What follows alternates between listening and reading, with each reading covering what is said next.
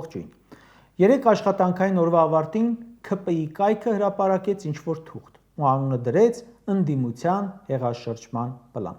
Քիչ անց դատախազությունը հայտնեց, որ հրապարակումը ուղարկվել է քննչական կոմիտե, իսկ առավոտյան բնականաբար իրավապահները հարձակում գործեցին մի քանի տասնյակ հասարակական քաղաքական գործիչների, ակտիվիստների, կուսակցական գործիչների, падգամավորների տների վրա։ Ուշադրություն դարձրեք։ Երեկոյան դատախազությունը ուղարկում է այդ հրապարակումը քննչական կոմիտե, առավոտ արդեն քննչական կոմիտեն հրապարակում է մանրակրկիտ իբր ծրագիր, ափալ-թափալ գրած, հետո էլ քննչականը մի հատ էլ հաղորդագրություն է տարածում ու լրատվականներին խնդրում է, որ շփոթել են, տարասխալներ են արել, խնդրում են ուղղենք։ Վստահ եմ, որ ժողովրդի մեծամասնության իրավապահ համակարգի ու ՔՊԻ համոզմամբ այս պլան կոչված աբսուրդը հորինել են Փաշինյանն ու մի քանի ՔՊԱ-կաններ, որոնք աշխատում են նաև որպես ֆեյք։ Շատ պարզ, անգրագետ կազմված, ցածր մտավոր կարողություն ունեցողների մտքին հասանելի թուղթեր։ Կարևոր էլ չէ, կարծում եմ, լուրջ բան հորինելը, իրենց պետք էր, որ տակը մի հատ թուղթ լինի, որ քննչականը սկսի ձերբակալությունները։ Ինչու է Նիկոլ Փաշինյանին պետք հորինել նման բան։ Դա գալիս է իր վախերից։ Օրերս Սամվել Կարապետյանի կալանքի վերաբերյալ խոսելիս ասացի, որ այս մարդը վախերի մեջ է։ Սրանով շահագործում է իրավապահ համակարգը իր հոգեբանական վախերի համար։ Փորձում է ցույց տալ, որ իրավապահները իր ծառաներն են, պատրաստ են ենթարկվել իր ամեն անհեթեթ հրահանգին։ Կարող եմ այս սենց մի բան մոգոնել, վերագրել ում ուզում եմ ու ուղարկել հետևներից։ Տեսեք, իմ հանձնարարականները կատարում են, ինչքան էլ աբսուրդ լինեն դրանք։ Այսօր են կատարում, ու ամեն օր չեն կատարելու։ Բայց մարդկանց մոտ լիքը հարցեր են առաջանում այս ձեր շոուից։ Հեղաշրջման պլանը, այսպես կոչված, շարունակությունը, իրենց սաղ կուսակցությունով տարածելը, այդ ձայնագրությունները դեռ քննչական գործընթացի մեջ են, միանգամից հրապարակում են նախաքննությունը, ավարտվել է ուրեմն։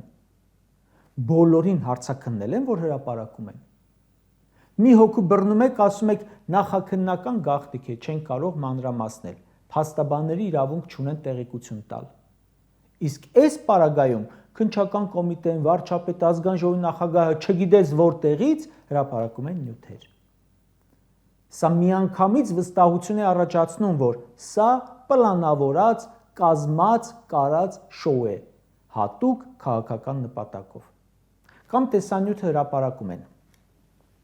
Մեջը որսորդական զենքեր են, շշեր են, ինչ-որ կողքը թղթեր են դրված, որ ասում են այդ որսորդական հրացանների թույլտվություններն են։ Ցանկացած մարդու տուն կարող է թույլտվության որսորդական հրացան լինի, գնացեք սարքեք տերորիստ։ Շատ մեծ կասկած կա ձայնագրությունները Բագրատ Սրբազանի եւ այլոց հետ, ոնց է արվել, ով է արել, արդյոք փորձաքննությամբ հաստատված է, որ դա արհեստական բանականությամբ սարքած չէ,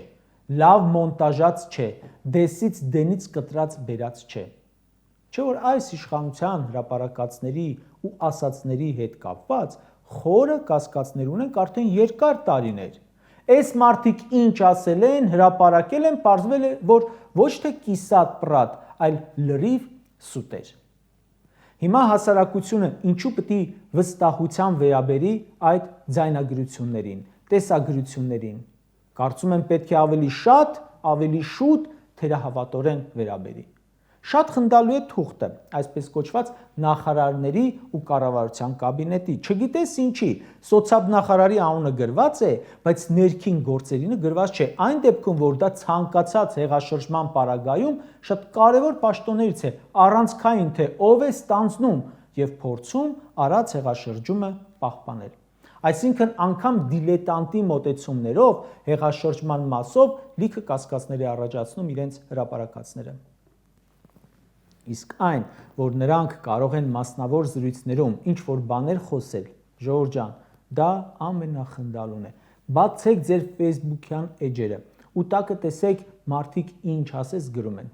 Կոչեր են անում, ամոթանք են տալիս, որ հեղաշրջում չեն կարողանում անել, անիծում են, որ ձեզ ուժով չեն հեռացնում, որ այսքան մնացել եք։ Նիկոլ Փաշինյանի ու ՔՊԱ-կանների ցանկացած գրառումների տակ այդպիսի մեկնաբանություններ են։ Դուք այսքան աղետ եք բերել ժողովրդի գլխին, չեք գնում ինքնակամ, ասում եք, այս ամեն ինչը հաղթական է, սա ճիշտ է, բա ինչ ռեակցիա եք ուզում, որ ժողովրդի մոտ առաջանա։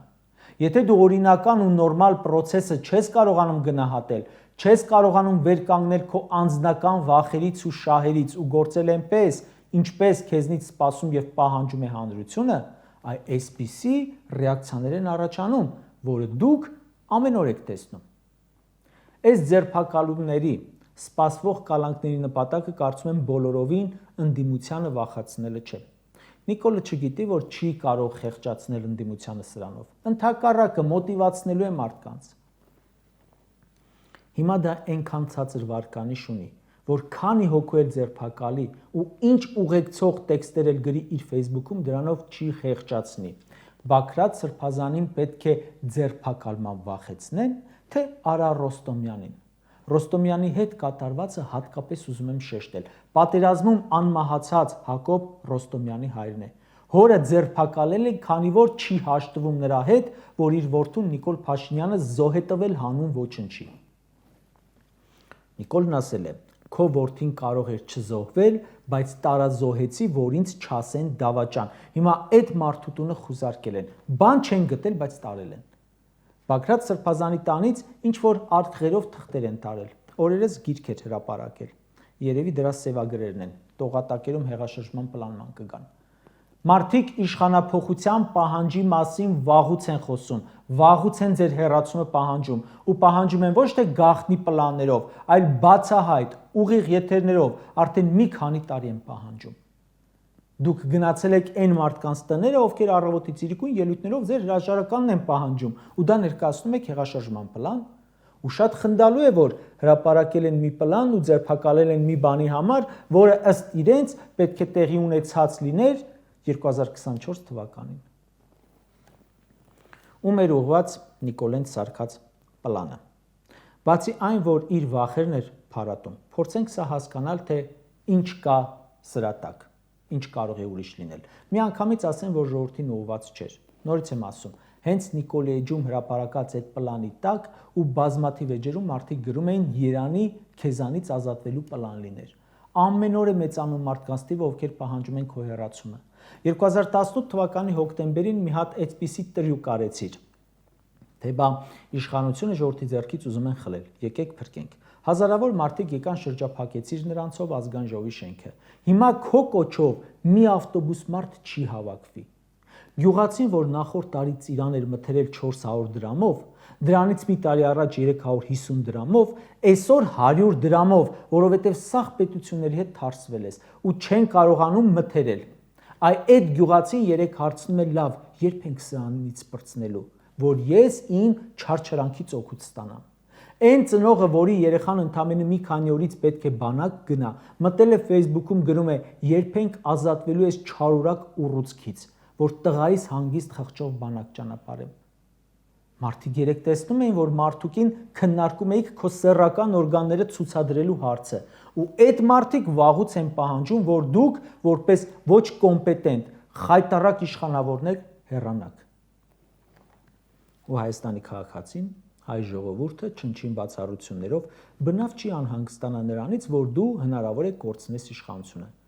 Այսօր Հայաստանի քաղաքացու երազանքը այն է, որ դու ավարտես քո իշխանական գործունեությունը եւ ոչ թե վերադառնաս ընդդիմադիր կյանք, այլ բանտային։ Կձերբակալես էլ, կկալանավորես էլ մի քանի ընդդիմադիրի, 10, 20, գուցե ավելի շատ, բայց քեզ ընդդիմադիր չէ այդքան հոգի, քեզ ընդդիմադիր է ժողովուրդը, դա է քո խնդրեմը, դա է քո վախերի պատճառը, ու դրանից դու չես ազատվի։ Դու գիտես, որ ժողովրդի մոտ չունես աջակցություն, դրա համար էլ ուրիշ տեղ ես փնտրում այն։ Թե ում են ուղղված այս ռեպրեսիաները, ճիշտ գնահատելու համար պետք է նաև ժամանակը հասկանալ, ինչու այս գծած պլանը սկսեց Թուրքիա այցից անմիջապես առաջ ու թափ հավաքեց Թուրքիա այդ այցից անմիջապես հետո։ Այցից առաջ մի ազդակ ուղարկեց թուրք բարեկամներին կալանավորելով Սամվել Կարապետյանին։ Այցից հետո տերոր է սկսել ընդդիմախոսների դեմ։ Մամուլը գրում է, որ զանգել են պոլսահայ համայնքի ներկայացուցչի, որը Թուրքիայի նախագահի ապարատի սերտ առնչություն ունեցող մարդ է, ասել է. Թուրքիայում ապշած են մնացել Փաշինյանի պահվածքից, ոչ մի հարցում Նիկոլը չի փորձել հակադրվել։ Ինչ ասել է Էրդողանը, համաձայնել է։ Անգամ ինքն է առաջարկել բաներ, որ Էրդողանի մտքով չէր անցել։ Սկսած զինանշանի վրայից Արարատը հանելուց, մինչև ռուսական ռազմաբազաների հանում, ցեղասպանության ճանաչման հարցից հրաժարում։ Ըստ երևույթին Նիկոլի պատվիրակության անդամներն էլ այստեղ-այնտեղ պատմում են, թե ինչ ջերմ ընդունելություն է եղել, ինչ ուրախություն ու զարմանք։ Ու Թուրքիայից վերադառնալուց հետո շարունակում է այն, ինչ սկսել էր հունիսի 18-ին Սամվել Կարապետյանի վրա գրոհով։ Կրկնում եմ, Հայաստանի պետականության գնով, անկախության ու ինքնիշխանության գնով, մեր պատմական անցյալի պահանջատիրության գնով նա Թուրքիայում փորձել է լուծել իր քաղաքական երկարակեցության հարցը։ Ու սա ըստ երևույթին ոչ թե հեղաշրջման պլան է, այլ ավելի շուտ Նիկոլ Էրդողան-Ալիև համատեղ պլան հայ ժողովրդի ու Հայաստանի դեմ։ Պլանն էլ ըստ երևույթին գծվել է Ստամբուլում։ Դրա համար եկեք մեզ մի կերակրեք հերթական ստախառը տեսարաններով, որը հեսա հերքելու են, որը լիքը հարցեր է առաջացնելու, ոչ մի հարցի չեք պատասխանելու, ընդամենը անընդհատ գոռալու եք հեղաշրջում, հեղաշրջում։ Հեղաշրջումը դուք եք արել 2018-ին։ Մի լոզունգով եկել եք, հիմա ունենք լրիվ հակառակ պատկերը։ 2021 թվին լրիվ ուրիշ լոզունգով վերարտադրվեցիք, հիմա լրիվ ուրիշ պատկեր է։ Դա է հեղաշրջումը, որ վստահություն է ստանում լրիվ ուրիշ ծրագրի համար, անում ես ուրիշ բան։ Բա ինչի համար են ասում դավաճան։ Դա է հեղաշրջումը։ Կարճ ասած, հորինել պլան, մեղադրանք ու մարդկանց տանել բանտեր, դրանով իշխանությունը վերջին ջանքերն է թափում ինքնապահպանման համար։ Սա նման է ծովում խեղդվողի անկանոն շարժումներին։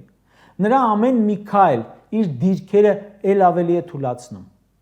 Նիկոլ Փաշինյանի այս անկանոն քայլերի արդյունքում այն մարդիկ, որոնք անտարբեր էին ու հեռու էին քաղաքական գործընթացներից, սկսում են հակակրել իշխանությանը։ Իրավիճակը հերթական անգամ ցույց է տալիս, որ այս իշխանությունը վերարտադրելու շանս ուղղակի չունի։